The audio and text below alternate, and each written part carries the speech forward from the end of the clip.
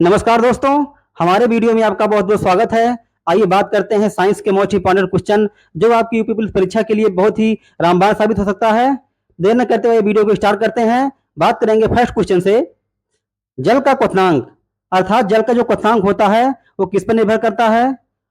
वायुमंडलीय दाब पर निर्भर करता है या हमेशा 100 डिग्री सेंटीग्रेड होता है? बर्तन के पदार्थ पर निर्भर करता है या अपेक्षित नमी पर निर्भर करता है? फ्रेंड्स, आपके पास 4 विकल्प हैं। 4 विकल्पों में से आप सटीक आंसर का जवाब दीजिए। आइए बता दें, इसका आंसर होगा फ्रेंड्स वायुमंडलीय दाब पर निर्भर करता है, अर्थात हमारा विकल्प होगा फर्स्ट। बाकी 3 जो आंसर हैं आपके वो सॉर्ट आउट होते हैं। आपका विकल्प होगा ए। इसी क्रमांक में नेक्स्ट बात करेंगे सेकंड क्वेश्चन के बारे में। समस्थानिक में भिन्न भिन्न होती है, अर्थात समस्थानिक में क्या भिन्न होती है? आप पढ़े होंगे फ्रेंड्स समस्थानिक और संभारिक, आइसोबार एंड आइसोटोप्स। तो इसके बारे में आपका ये क्वेश्चन है। जिसने भी इस टाइप का क्वेश्चन कभी देखा है उससे शायद याद आ जाएगा ये क्वेश्चन देखते ही। तो दूसरा क्वेश्चन है समस्थानिक में भिन्न होती है तो क्या होती है? प्रोटॉनों की संख्या, संयोजकता, क्रियाशीलता, रासायनिक क्रियाशीलता या न्यूट्रॉनों की संख्या। तो आपको बताना है फ्रेंड्स कि समस्थानिक में क्या चीजें भिन्न होती हैं। तो आपका होगा फ्रेंड्स न्यूट्रॉनों की संख्या। इसी क्रम में नेक्स्ट बात करेंगे थर्ड नंबर क्रमांक के क्वेश्चन में। मानव में त्वचा का रंग किसके कारण होता है? अर्थात फ्रेंड्स जो ह्यूमन बॉडी है उसका जो रंग है और त्वचा का रंग किसके कारण होता है? पहला विकल्प हमारा है कैरेटिन, मेलेनिन, माइलिन या मायोग्लोबिन। तो फ्रेंड्स आपका आंसर होगा मेलेनिन। आप जानते होंगे फ्रेंड्स जब भी हम नहाते हैं तो अगर कोई साबुन का यूज कर रहा है तो उसमें भी इस प्रकार की मेलेनिन जैसे वर्ड आपको प्रयोग करने में दिखे होंगे। आइए बात करेंगे नेक्स्ट क्वेश्चन के बारे में। 4 क्रमांक का क्वेश्चन है सोना का लैटिन नाम क्या है? तो बताना आपको फ्रेंड्स ए ऑरम, बी आपका है फेरम, सी है अर्जेंटम और डी आपका है कुपरस। तो आपका आंसर होगा फ्रेंड्स आरम, जिसे ऑरम के नाम से भी जानते हैं। तो सोना का लैटिन नाम अर्थात सोना का वैज्ञानिक नाम आपका होगा आरम। इसका जो संकेतक है उसे एयू से व्यक्त करते हैं। इसी सीरीज में नेक्स्ट बात करेंगे 5 नंबर क्रमांक के क्वेश्चन में। प्रकाश संश्लेषण की क्रिया पौधे के किस भाग में होती है? आपको बताना है फ्रेंड्स प्रकाश संश्लेषण की क्रिया पौधे के किस भाग में होती है? तने व पत्ती में, छाल व पत्तियों में, जड़ों व पर्णहरित युक्त दूसरे भागों में या पत्ते व पर्णहरित युक्त दूसरे भागों में। तो आपका आंसर होगा फ्रेंड्स पत्ती व पर्णहरित युक्त दूसरे भागों में। अर्थात जो प्रकाश संश्लेषण की क्रिया होती है, फोटोसिंथेसिस की जो क्रिया होती है फ्रेंड्स, वो आपकी पत्ती व पर्णहरित युक्त दूसरे भागों में होती है। इसी सीरीज में बात करेंगे नेक्स्ट क्वेश्चन से। वायुमंडल की आर्द्रता मापने वाला यंत्र है, अर्थात वायुमंडल की आर्द्रता किससे नापते हैं? तो आपको बताना फ्रेंड्स इसका आंसर। 4 विकल्प है आपके पास। पहला है मोनोमीटर, सेकंड है हाइड्रोमीटर, थर्ड है ग्रेविमीटर और डी आपका है इसी में फोर्थ का हाइग्रोमीटर। तो फ्रेंड्स आपको बताना है इसका। तो आंसर होगा फ्रेंड्स हाइग्रोमीटर, अर्थात वायुमंडल की आर्द्रता हाइग्रोमीटर से नापते हैं। नेक्स्ट है इसी क्रम में अगला क्वेश्चन। प्रकाश वर्ष प्रदर्शित करता है, अर्थात प्रकाश वर्ष क्या करेगा प्रदर्शित? किसका कह सकते हो मात्रक है या किसका क्या डिनोट करता है? तो फ्रेंड हमारा क्वेश्चन था प्रकाश वर्ष प्रदर्शित करता है, अर्थात प्रकाश वर्ष क्या डिनोट करता है? वेग को, दूरी को, समय को या त्वरण को। तो आपका आंसर होगा फ्रेंड दूरी को, अर्थात प्रकाश वर्ष दूरी को व्यक्त करता है। आप सुने होंगे फ्रेंड इस टाइप का क्वेश्चन कि प्रकाश वर्ष क्या मापता है? दूरी मापता है कि चाल मापता है कि वेग मापता है कि समय मापता है? तो फ्रेंड्स आपका तभी होगा आंसर दूरी का, अर्थात प्रकाश वर्ष दूरी का मात्रक है।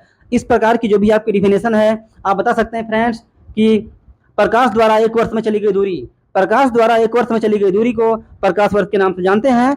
तो फ्रेंड्स ये निकल के आपका दूरी, तो इसी आधार पे आपका ये आंसर होगा फ्रेंड दूरी का।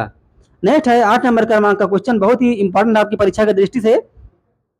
बात है कथन है क्रिकेट खिलाड़ी किसी गिरती गेंद को पकड़ने के लिए अपने हाथों को नीचे कर लेता है।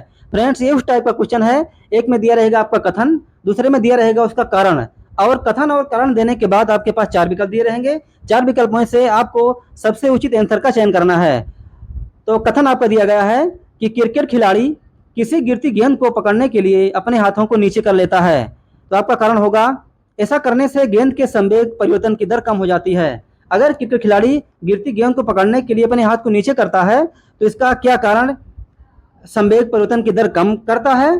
तो आपके पास पुट में 4 विकल्प दिए गए हैं। तो 4 विकल्पों में से देखिए पहला विकल्प है ए और आर दोनों सत्य हैं, वह कारण कथन की सही व्याख्या करता है। आपको बताना फ्रेंड्स ए व आर दोनों सत्य हैं, वह कारण कथन की सही व्याख्या करता है। क्या विकल्प सही होगा कि ए व आर दोनों सत्य हैं परंतु आर ए की सही व्याख्या नहीं करता है? नेक्स्ट है सी नंबर विकल्प आपका ए सत्य है किंतु आर असत्य है, और डी नंबर आपका है ए असत्य है किंतु आर सत्य है। अर्थात आपका आंसर होगा ए और आर दोनों सत्य हैं, वह कारण कथन की सही व्याख्या करता है। ए व आर दोनों सत्य हैं, वह कारण कथन की सही व्याख्या करता है। तो आपका आंसर होगा फ्रेंड्स ए नंबर क्रमांक का आंसर। अर्थात हम जाएंगे ए विकल्प के साथ। इसी सीरीज में नेक्स्ट बात करेंगे अगले क्वेश्चन से। ये फ्रेंड्स हमारा 20 नंबर की ये सीरीज चल रही है प्रैक्टिस सेट की, उसमें आपका 9वां क्वेश्चन है। निम्न रोग में रोग व रोग कारकों का कौन सा जोड़ा सम्मिलित नहीं है। आपको बताना है, एक तरफ आपके रोग दिए गए हैं और उस तरीके से उसका कारण दिया गया है। तो रोग और उनके कारक, अर्थात किस कारण से वो ऐसे रोग हैं जो होते हैं, तो आपको बताना है विकल्पों में से कि किसका विकल्प इसमें सही नहीं है, अर्थात किसका असत्य है या किसका सुमिलित नहीं है। बाकी के जो 3 विकल्प हैं उसमें से आपके सुमिलित होंगे, मैच करेंगे। बाकी एक आपका ऐसा है जो मैच नहीं करेगा, तो फ्रेंड उसे आपको छांटकर निकालना है कि इसी कौन सा विकल्प इसमें दिया गया है चारों में से जो मैच नहीं करता है। पहला है हीमोफीलिया। हीमोफीलिया होगा आनुवंशिक, तो क्या ये सुमिलित है। टाइफाइड आपका है विषाणु, क्या इसका कारक ये बैठता है। टिटनेस आपका है जीवाणु, क्या इसका कारक ये होगा। या मलेरिया है आपका प्रोटोजोआ, या इसका कारण ये हो सकता है। फ्रेंड्स हम बता दें आपको, इसका आंसर होगा टाइफाइड विषाणु, अर्थात टाइफाइड और विषाणु इसी का जो मैच है इसका क्रमांक गलत है, क्योंकि टाइफाइड विषाणु नहीं टाइफाइड जीवाणु से होता है, इसलिए जो है ये आपका इस विकल्पों में से बाहर हो जाएगा। अर्थात यही आपका आंसर भी होगा, क्योंकि पूछा है कि कौन सा सुमिलित नहीं है, तो अर्थात टाइफाइड या विषाणु ही सुमिलित आपका नहीं है। नेक्स्ट है बायोगैस मिश्रण में क्या क्या पाया जाता है। आपको बताना है फ्रेंड्स, बायोगैस मिश्रण में क्या क्या पाया जाता है। कार्बन डाइऑक्साइड, नाइट्रोजन व मीथेन, नाइट्रोजन मीथेन व हाइड्रोजन, मीथेन कार्बन डाइऑक्साइड व कार्बन मोनोऑक्साइड, डी आपका है हाइड्रोजन ब्यूटेन व कार्बन डाइऑक्साइड। तो फ्रेंड आपका आंसर होगा नाइट्रोजन मीथेन व हाइड्रोजन। नेक्स्ट है इसी क्रमांक में बात करेंगे 11 नंबर क्रमांक का क्वेश्चन। फ्रेंड हमने 10 प्रश्न कर लिए हैं, 10 प्रश्नों के बाद हम 11वें प्रश्न पे स्टार्ट करते हैं। तो हमारा 11वां प्रश्न है, निम्न में से किस मानव हार्मोन में आयोडीन पाई जाती है। आपको बताना है कि किस मानव हार्मोन में आयोडीन पाई जाती है। पहला विकल्प आपका है एड्रीनेलिन, दूसरा है प्रोटोस्टेरोन, तीसरा है ऑक्सीटोसिन, और डी आपका है थायरॉक्सिन। तो आपको बताना 4 विकल्पों में से आपका कौन सा विकल्प सही है। फ्रेंड इसका आंसर होगा थायरॉक्सिन, अर्थात मानव हार्मोन में जिसमें आयोडीन की मात्रा पाई जाती है वो थायरॉक्सिन होगा। नेक्स्ट है विभवांतर का मात्रक है। बहुत ही आसान बहुत ही सिंपल सा क्वेश्चन है फ्रेंड्स, इसे हमें नहीं लगता है कोई नहीं कर पाएगा, इसे हर कोई कर लेगा और चुटकियों में कर लेगा। तो आपका विकल्प दिया गया है कूलाम, एम्पियर, वोल्ट या ओम। तो आपका आंसर होगा फ्रेंड वोल्ट, अर्थात विभवांतर का मात्रक जो होगा आपका होगा वोल्ट। नेक्स्ट है प्राथमिक रंग किसे कहते हैं। आपको बताना है कि प्राथमिक रंग किसे कहते हैं और वो क्या है। तो आपके पास 4 विकल्प दिए गए हैं, 4 विकल्पों में और रंगों के नाम दिए हैं जो प्राथमिक रंग की श्रेणी में आते हैं। तो आपको बताना है कि ऐसे कौन कौन से हैं और कौन कौन से नहीं हैं। तो ये देखते हैं, लाल है कि हरा है या नीला है या इनमें से सभी हैं। तो फ्रेंड्स आप जानते हैं कि प्राथमिक रंगों में लाल, हरा, नीला, पीला लगभग सभी आते हैं। तो इसलिए इसका विकल्प आपका जाएगा डी क्रमांक पर, क्योंकि इनमें से सभी का आंसर आपका सही होगा। अर्थात जो प्राथमिक रंग है वो लाल भी है, नीला भी है और हरा भी है, इसलिए ये विकल्प होगा इनमें से सभी। नेक्स्ट है 14 नंबर क्रमांक का क्वेश्चन, एक अश्वशक्ति बराबर होता है। आपको बताना है कि एक अश्वशक्ति बराबर होता है तो कितने वाट के बराबर होता है, क्योंकि जो पावर है फ्रेंड्स आप उसको वाट में मापते हैं। तो आपका दिया है 776 वाट, 746 वाट, 11,000 वाट या सभी। तो आपको बताना है कि एक अश्वशक्ति या एक हार्स पावर किसके बराबर होता है। तो फ्रेंड्स आपका आंसर होगा 746 वाट, अर्थात एक हार्स पावर आपका 746 वाट के बराबर होता है। नेक्स्ट है इसी सीरीज का 15 नंबर क्रमांक का क्वेश्चन। हमारे पास 5 क्वेश्चन अभी शेष रहते हैं, फटाफट उनको भी हम हल कर लेते हैं। तो देखते हैं 15 नंबर क्रमांक क्वेश्चन क्या कहता है। पारे का प्रमुख अयस्क कौन सा है। आपको बताना है कि पारे का प्रमुख अयस्क कौन सा है। पायराइट है कि बॉक्साइट है या हेमाटाइट है या सिनेबार है। तो फ्रेंड्स आपको बताना है पारे का अयस्क कौन सा है। तो आपका आंसर होगा फ्रेंड्स सिनेबार, अर्थात पारे का जो अयस्क होगा वो आपका सिनेबार कहलाता है। नेक्स्ट बात करेंगे 16 नंबर क्रमांक के क्वेश्चन में, आइसक्रीम किसका उदाहरण है। अर्थात आपको बताना है आइसक्रीम उदाहरण है किसका है, वास्तविक विलयन का, निलंबन का, पायस का या कोलाइट का। तो फ्रेंड आपका आंसर होगा पायस का, अर्थात जो आपकी आइसक्रीम है वो पायस का उदाहरण है। नेक्स्ट है 17 क्रमांक का क्वेश्चन, कमरे के ताप पर द्रव अवस्था में पाए जाने वाली धातु है। कमरे के ताप पर द्रव अवस्था में पाई जाने वाली आपकी धातु है, क्या है। ब्रोमीन है, कि मरकरी है, कि हीलियम है या क्लोरीन है? तो फ्रेंड्स आपका आंसर होगा मरकरी। फ्रेंड्स ये क्वेश्चन आपकी परीक्षा की दृष्टि से बहुत ही इंपॉर्टेंट है। इस क्वेश्चन को आप गांठ बांध लीजिएगा, ये क्वेश्चन आपके परीक्षा में हूबहू मिलने वाला है। क्योंकि कमरे के ताप पर द्रवावस्था में पाई जाने वाली जो धातु है बहुत इंपॉर्टेंट है, वो मरकरी, जिसे आप पारा के नाम से भी जानते हैं, जिसे आप Hg के नाम से भी जानते हैं, जिसे आप हाइड्रोजन के नाम से भी जानते हैं। तो आपका आंसर होगा फ्रेंड मरकरी। नेक्स्ट है इसी सीरीज का 18 नंबर क्रमांक का क्वेश्चन। फ्रेंड्स आपको बता दें, हम प्रैक्टिस सेट में 20 क्वेश्चन लेके आ रहे हैं और वही क्वेश्चन लेके आ रहे हैं जो फालतू नहीं है, जो आपकी परीक्षा के दृष्टि से बेहद ही इंपॉर्टेंट है। और साइंस का सीरीज, हिंदी की सीरीज भी हमने पढ़ाया है। हमने जो है आपको संधि समास और भी चीज़ें पढ़ाया, अलंकार पढ़ते भी पढ़ाया हमने आपको 20 क्रमांक के क्वेश्चन में। बाकी साइंस के और भी हमने आपको प्रैक्टिस हल करा चुके हैं। तो इसी क्रमांक में देखेंगे हाइड्रोजन बम का आविष्कार किसने किया था, अर्थात हाइड्रोजन बम को किसने विकसित किया। हाइड्रोजन बम को किसने विकसित किया? आपको पास 4 विकल्प दिए गए हैं। पहला विकल्प है बेंजामिन फ्रैंकलिन ने, एडवर्ड जेनर ने, एडवर्ड टेलर ने या चैडविक ने या न्यूटन ने। तो फ्रेंड आपको बताना है कि हाइड्रोजन बम का आविष्कार किसने किया या हाइड्रोजन बम को किसने विकसित किया। तो फ्रेंड्स आपको तो इसका आंसर होगा एडवर्ड जेनर ने, अर्थात आपका जो हाइड्रोजन बम है वो फ्रेंड होगा आपका एडवर्ड टेलर। क्योंकि इसी में एक टीके का आविष्कार भी किए थे, तो उनसे आप कंफ्यूज मत करिएगा क्योंकि मिस्टेक हो सकती है इसमें, क्योंकि एक है आपका एडवर्ड जेनर और आप ये है आपका एडवर्ड टेलर, दो अलग अलग नाम इसमें हैं। तो आपका विकल्प होगा एडवर्ड टेलर, जो आपका बी विकल्प की तरफ जाता है। नेक्स्ट है 19 क्रमांक का क्वेश्चन, अपमार्जक है। आपको बताना है कि अपमार्जक है तो अपमार्जक क्या है। 4 विकल्पों में से आपको सबसे सटीक आंसर का चयन करना है। देखिए, पहला है उत्प्रेरक है, दूसरा आपका है साबुन है, तीसरा है औषधि है और चौथा आपका है शोधनवा अभिकर्ता है। तो फ्रेंड्स आपका आंसर होगा अपमार्जक का जो इसमें क्वेश्चन दिया गया है वो होगा आपका शोधन अभिकर्ता, अर्थात जो अपमार्जक है ना तो उत्प्रेरक है, ना साबुन है, ना औषधि है, वो आपका होगा शोधन अभिकर्ता। तो फ्रेंड्स इस सीरीज में एक क्वेश्चन बचा हुआ शेष, चलिए उसको कर लेते हैं। तो फ्रेंड्स हमने 19 क्रमांक का क्वेश्चन कर लिया है, एक क्वेश्चन आपके पास शेष बचे हैं, चलिए उसको भी कर लेते हैं। तो आपका प्रश्न है धूप के चश्मे की क्षमता कितनी होती है। आपको बताना है कि धूप के चश्मे की क्षमता कितनी होती है, क्योंकि आप जानते होंगे फ्रेंड्स कि जो चश्मे होते हैं वो हमें धूप से बचाने के लिए और धूल मिट्टी से बचाने के लिए उपयोग में लाए जाते हैं। किसी को किसी क्रमांक का लगता है, किसी को किसी डायरेक्टर का जो है चश्मा लगता है।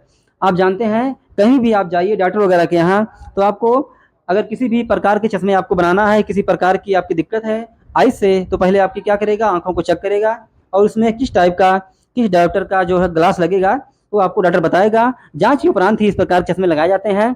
बाकी मार्केट में आप किसी भी प्रकार के चश्मा ऐसे ही ले सकते हैं, उसमें कोई भी जांच की आवश्यकता नहीं होती है।